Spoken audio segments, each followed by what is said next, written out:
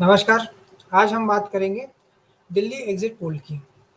Delhi exit poll में ये दिख रहा है कि आ आ आम आदमी पार्टी पिछड़ती हुई दिख रही है। 1-2 एग्ज़िट एग्ज़िट पोल को छोड़ दें तो और भाजपा आगे बढ़ती हुई दिख रही है। क्योंकि जब कोई बहुत समय तक सत्ता में रहता है, तो उसके साथ ये प्रॉब्लम होती है कि उसका एक इकोसिस्टम क्रिएट हो जाता है। यही बात लोग मोदी जी के लिए भी बोलते हैं कि अब इनका एक इकोसिस्टम क्रिएट हो चुका है और अब एक फैटिग दिखने लग गया है, एक थकान दिखने लग गई है। तो केजरीवाल ने पिछले 10 सालों में दिल्ली को गरीबी के लिए एक मैग्नेट बना दिया है और सारे लोग बस गरीब, गरीब, गरीब करते रहते हैं, मिडिल क्लास को कुछ नहीं मिल पा रहा है। तो यह एक प्रश्न रहा था, मिडिल क्लास का एक एस्पिरेशनल हो गया था कि केजरीवाल जी ने फिर मिडिल क्लास के लिए मुद्दे उठाए और वो 12 लाख का टैक्स बेनिफिट मिडिल क्लास को दे दिया गया। अब ये लॉलीपॉप दे दिया गया तो 1 साल तक मिडिल क्लास अब बैठ चुकी है। और अब मोदी जी जो है एआई का एस्पिरेशनल इंडिया, अमेरिकन इंडिया कुछ भी बोल सकते हैं और जनता फिर भी वोट डालती रहेगी।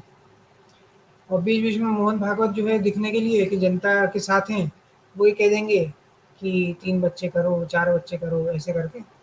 भले ही जनता वैसे ही परेशान रहे।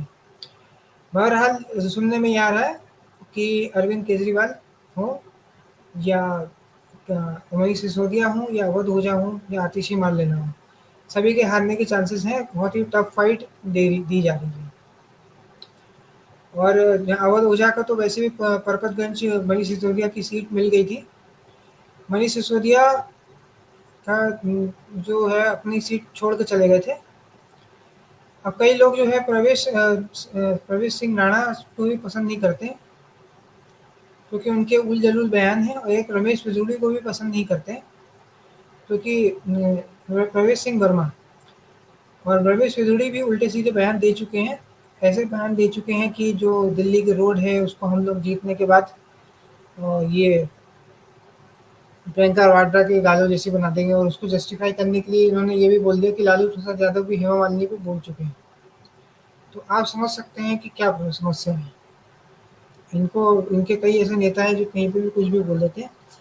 फिर भी संगठन के कारण, नेताओं के कारण अब ये लग रहा है कि भाजपा को एक एज ज़रूर है।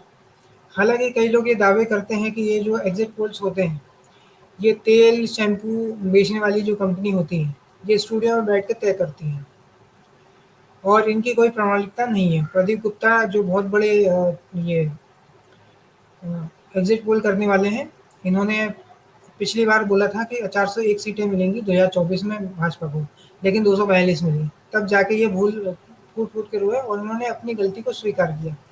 इसलिए अब इन्होंने बोला है कि जब चुनाव वोटिंग हो जाएगी, उस दिन ये शाम को 5 बजे के बाद नहीं बताएँगे, इसके अगले दिन बताएँगे। तो उम्मीद है अब तक आ चुका होगा इनका एग्ज़िट पोल, बट इसकी कोई गारंटी नहीं है कि ये सच होंगे, खराब होंगे। क्योंकि देखिए, अगर 2 करोड़ लोग रहते हैं एक सिटी में और आपने 5,000 पे पोल कर लिए, 50,000 पे पोल कर लिए, तो उसके सच होने की कोई गारंटी नहीं है। दूसरा, एक फ्लोटिंग वोटर भी होता है। फ्लोटिंग वोटर जो वो होता है जो कभी बताता नहीं है, वो चुनाव के दिन ही डिसाइड करता है कि वो किसको वोट डालने वाला है। तो और झोपड़पट्टी वाली जो जनता है वो भी बहुत ही महत्वपूर्ण है, क्योंकि भाजपा का तो जो 35% का वोट था वो पिछली बार 38% पे पहुँच गया था। आम आदमी पार्टी ने कांग्रेस का ही वोट हमेशा काटा है। अब ये झोपड़पट्टी वाली जनता जो डिसाइड करेगी, वैसा ही होगा। अब जो ये झोपड़पट्टी वाली जनता किसको वोट डालती है, स्लम एरिया में रहने वाले लोग, उस पर निर्भर करता है कि चुनाव किस ओर बढ़ेगा। हालाँकि भाजपा ने उधर भी बहुत कोशिश करी है जीतने के लिए, और 2 सीटों पे एमआईएम का भी प्रभाव दिख सकता है। तो हो सकता है अमानतुल्लाह का भी कोई भी एक टफ फाइट मिले या कम अंतर से जीतें वो। इस बार वैसा उत्साह नहीं है जैसा आम आदमी पार्टी को लेकर पिछले 2 चुनावों में रह चुका है। क्योंकि इसके वजह है जो करप्शन का मुद्दा हुआ था, लिकर स्कैम और शीश महल वाले झोल हुए थे, उसके कारण। उसके बाद राहुल गांधी और स्वाति मालीवाल ने भी हर जगह जगह जाकर मुद्दा उठाया। अब कांग्रेस जीतने के लिए नहीं, सिर्फ लड़ाई में रहने के लिए ये चुनाव लड़ रही थी। देखना ये होगा कि कांग्रेस कितने वोट काट पाती है। अगर कांग्रेस नहीं काट पाई तो हो सकता है आम आदमी पार्टी ही फिर से आ जाए। और अगर ये वोट कट गया, क्योंकि भाजपा का खुद का वोट नहीं कटा है, कांग्रेस का वोट काट के आम आदमी पार्टी सत्ता में आई थी। तो अगर वोट कट जाता है तो पता चलेगा कि कैसे क्या चीज़ें बदलेंगी और कौन पावर में आएगा। बस देखना ये है कि अगर भाजपा पावर में आती है तो मुख्यमंत्री कौन होगा, क्योंकि मुख्यमंत्री वैसे ही बनाएंगे जो शीर्ष नेता से बढ़कर नहीं हो पाए। और एक ही पार्टी का बार बार चुनाव नहीं जीतना चाहिए, तीसरी चौथी बार तो होना ही नहीं चाहिए, चाहे केंद्र हो या राज्य हो। अगर एक ही बार बार चुनते रहेंगे तो फिर दिक्कत होगी। जैसे यूके में एक ही पार्टी की भी सत्ता आती है तो उसमें भी प्रधानमंत्री को बदला जाता है। ऋषि सुनक की पार्टी में प्रधानमंत्री बदला जाता है हर बार। ऐसे ही कमला हैरिस को बढ़ा दिया, जो बाइडेन का नहीं लग रहा था, तो कमला हैरिस को प्रेसिडेंट कैंडिडेट बना दिया गया। तो आप समझ सकते हैं बाकी जगह पे डेमोक्रेसी ऐसी होती है। अब यहाँ पे तो ऐसा है कि शीर्ष पार्टी, चौपर पार्टी जो है, उसके अंदर में कोई कुछ बोल ही नहीं सकता है। अगर बोल दिया तो उनको चुप करा दिया जाएगा। जैसे एक कर्नल राज्यवर्धन सिंह राठौड़ हैं, जो 2004 में सिल्वर मेडलिस्ट थे। उन्होंने आर्मी मैन के साथ कुछ ज्यादती हुई थी, वहाँ पे राजस्थान में मुद्दा उठाया था। उसके बाद उनको केंद्र से हटाकर राज्य की राजनीति में डाल दिया गया। तो आप सोच सकते हैं कि ये किस लेवल पे जाता है कि आप शीर्ष नेता के अगेंस्ट में कुछ भी नहीं बोल सकते। अगर आपने कुछ भी बात करी तो आपको वहाँ से हटा दिया जाएगा। जैसे सुब्रमण्यम स्वामी को फिर से राज्यसभा का टिकट नहीं मिला, तो अब वही है, हो गया है यहाँ पे सिस्टम कि Indira is India and India is Indira. और एक इनसे सांसद भी ऐसी बातें कर रहे थे कि अगर या तो आप शीर्ष नेता के साथ हो टॉपर पार्टी के, या फिर अगर आप उसके साथ नहीं हो तो आप गद्दार हो, देशद्रोही हो। कर्नाटक के सांसद हैं जिनका वीडियो वायरल हुआ था। और ये जैसी बातें कर रहे हैं, आप देखेंगे शीर्ष नेता जब तीसरी बार जीत के आए हैं तो कैसी कैसी अजीब अजीब बातें कर रहे हैं। अमेरिकन इंडियन बोल रहे हैं, एस्पिरेशनल इंडियन बोल रहे हैं, कुछ भी बोल रहे हैं। जबकि चाइल्डलेस इंडिया होने की तरफ बढ़ रहे हैं हम लोग।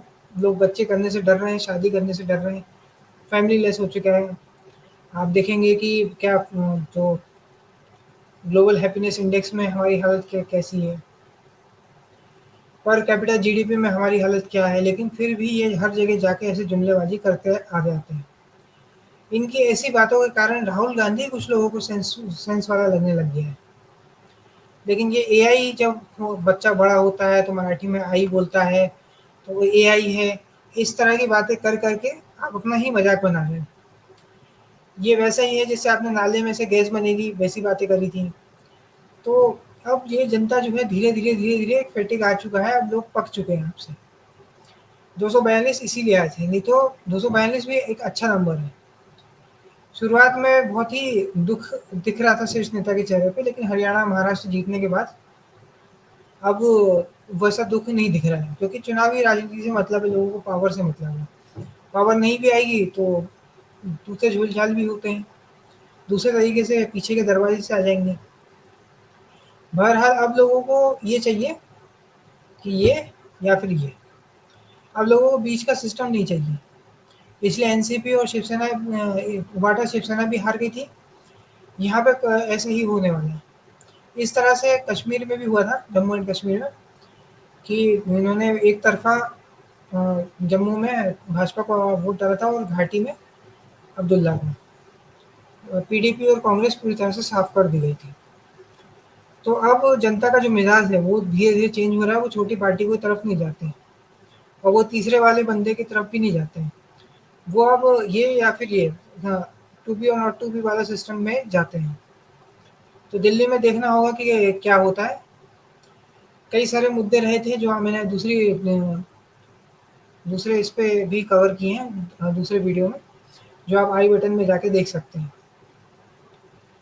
अब भाजपा किस पे भारी पड़ेगी या कांग्रेस किस पे भारी पड़ेगी? कांग्रेस का कुछ एग्जिस्टेंस है भी, 10-15 सीटें भी जीतेगी यानी, क्योंकि 2013 में ही इनकी 8 सीटें ही आई थी।